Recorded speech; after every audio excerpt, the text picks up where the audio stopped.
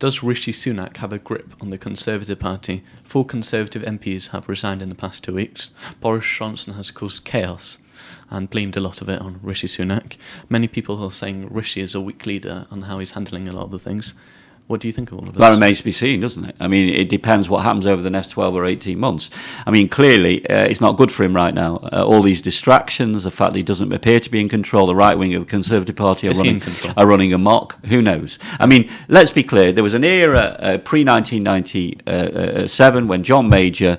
the Tory party became unmanageable, okay? And the Tories were punished heavily at the 1997 election because of that. People forget this, by the way, that Blair was very popular. That is true. He was a young, dynamic leader. But the main reason that landslide happened in 97 was because people were so appalled by the state of the Tory party. And most of it was not John Major's fault. They were an unmanageable rabble who'd forgotten what it was about, which is focusing on the country, focusing on people's concerns. And the Tory party, at its best, has always had a ruthless pursuit of power as being the most important thing. Keeping power, winning power, nothing more important, no distractions. When they've lost the plot in that respect, as they did pre-97, they were thrown out of office in the most... the scale of the landslide was extraordinary. I was elected in that election, the 97 result. I thought we'd win, but never by the margin we won. And one of the reasons for that, as I say, was there'd been so much horrendous division within the Tory party. John Major, by many people, was seen as maybe a bit grey, maybe a bit weak, but quite a decent man. Okay, but his party had become unmanageable. And what I mean by unmanageable is when they appear to have taken their eye off what matters to ordinary people. That's what you're in politics for. You're in politics in this era to look at, as I say, people struggling to pay their bills, struggling to give their kids a decent life, struggling despite the fact they're working all the hours that are available to have a nice quality of life. The fact that each and every day people have more and more scare stories about the NHS. And, there's only so long you can blame other people. At the end of the day, they've been in power since 2010. And therefore, who they're going to blame? Okay. Now, some of them want to try and blame the civil servants. I mean, it's ludicrous. George Osborne actually said, quite interestingly, at a conference last week, he said, it's time to stop blaming civil servants. We have been in power. This is George Osborne since 2010. And unless we present to the people a compelling vision for the future of the country and start getting our act together, we're going to get booted out of office. He himself said this. Blaming civil servants is a complete nonsense. So the Tory party is in trouble, and the question is whether Sunak, from this point onwards, has the authority to impose discipline, and whether the vast majority of Tory MPs now realise that their only way to save their seats is to focus on what really matters to people. They should be doing that anyway, but they've lost the plot. Now, I think from my contacts, most Conservative MPs have had enough of the Boris show. And they've also had enough of the small number of people on the right of the party who are obsessive in support of Boris, believe everything's a tremendous plot by Remainers against Leavers. They realise that the tremendous damage that is being done by that small group of people. So it is possible that the vast majority of the people in the party will unite behind Rishi Sunak. It is possible, but it remains to be seen. My own suspicion is that the damage has already been done in terms of their ability to win the election. But that doesn't mean they have to lose it by a landslide. That is still within their control to some extent. It's very nearly out of their control. If this carries on much longer, the die will be cast, believe me.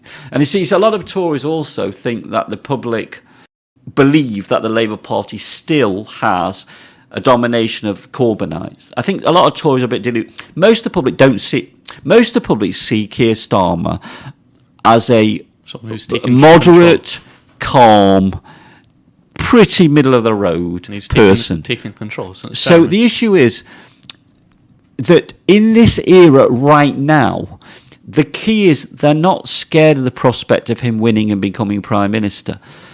And that actually is reasonably okay for Labour, because all Labour needs to do is not make any terrible mistakes.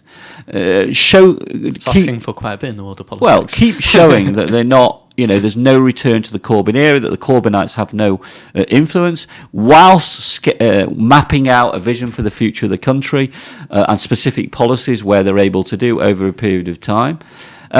they, in a way, at the moment, that's all they need to do, and watch the Tories continue to implode.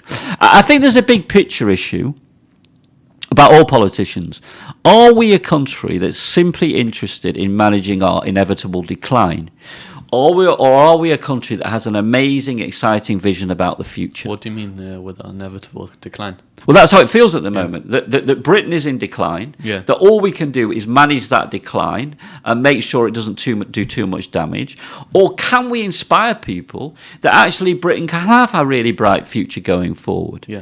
At the moment, there's no group of politicians Rishi Sunak who are able really to do trying that. to take control of the AI and really make the UK. But the problem is, I agree with that, but he's been completely drowned out. All of that trip to America, all of that stuff about drowned out by Boris, the internal machinations in the party, internal fighting. So most of the public, who are not that interested in politics, by the way, who aren't glued like you and I, Ellie, to every manoeuvre and every machination, they just see the big picture, and they glance at the news and they see that this is chaos, that it's all about Boris, that it's all about internal fighting. And that's his problem. That even the good stuff he's doing is completely being drowned out by the Boris show and the internal divisions. It'd be interesting to see how Boris plays his new column in the Mail. My own prediction is that Boris will be very careful in what he writes. And the reason for that is, if the people around Rishi Sunak and the middle-of-the-road Tory members are able to say at the next election, the reason we were hammered was because of Boris's disloyalty, then frankly he'll never be leader of the Conservative Party again. So he's not he's not entirely stupid. I predict, I might be completely wrong, a lot of his articles will be nuanced. Or just to gain popularity back. Yes, and even trying to contribute towards a Tory election victory by being incredibly loyal and attacking the Labour Party, blowing up all the woke issues, no doubt. Are you with me? So he'll try and be perceived as somebody who's making a real contribution to try and at least stop the Tories being the victims of a landslide defeat. I predict that's what he'll try and do. The problem is the damage he's done to this point, which is pretty fatal for the Conservative Party.